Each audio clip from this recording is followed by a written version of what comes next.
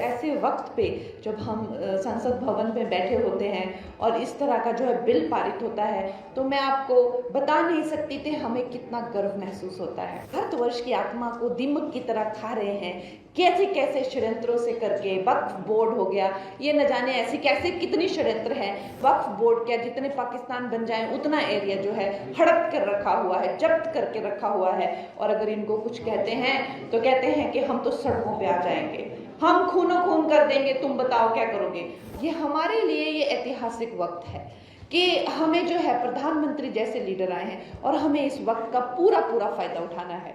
क्योंकि अगर हम अब चूक गए तो वो जो वाकई में जो मोदी जी कहते हैं कि यही समय है, सही समय है, वो एकदम सही है। क्योंकि अगर हम अब चूक गए तो we will never make it. ये वक्त वापस नहीं आएगा। इस तरह के जो इंसान है हमें फिर से नहीं मिलेंगे। दोस्तों, आज जब मैं आपकी बहन, आपकी बेटी कंगना, जब मैं मंडी से लोकसभा में बैठती हूँ और वहाँ पर खैर हर एक दिन की तो क्या ही बात बताएं, जब से 2014 से हमने कई चीज़ें सुनी हैं, चाहे 370 धारा को हटाया हो, या चाहे ट्रिपल तलाक को, या चाहे सीए को लाए हो, या चाहे खैर ये तो यहाँ से एक इस तरह से एक ऐतिहासिक निर्णय लेना, पूरे देश को जो है एकदम से जगा के रख देना, एक साधारण सी बात हो गई है। लेकिन क्या लगता है एक ऐसे वक्त पे जब हम संसद भवन में बैठे होते हैं और इस तरह का जो है बिल पारित होता है, तो मैं आपको बता नहीं सकती थी हमें कितना गर्व महसूस होता है।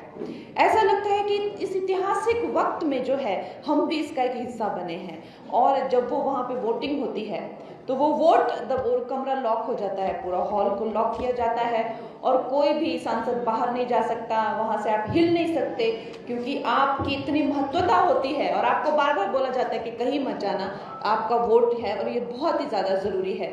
तो जब हम वो वोट दबाते हैं वो मशीन में और अपना समर्थन देते हैं इतने ऐतिहासिक बिल को, जो सोचिए जो भारतवर्ष की आत्मा को दीमक की तरह खा रहे हैं, कैसे कैसे षड्यंत्रों से करके। वक्फ बोर्ड हो गया, ये न जाने ऐसी कैसे कितनी षड्यंत्र हैं। लेकिन अगर आप देखें तो वक्फ बोर्ड क्या, जितने पाकिस्तान बन जाए उतना एरिया जो है हड़प कर रखा हुआ है, जब्त करके रखा हुआ है। और अगर इनको कुछ कहते हैं तो कहते हैं कि हम तो सड़कों पे आ जाएंगे, हम खूनो खून कर देंगे, तुम बताओ क्या करोगे।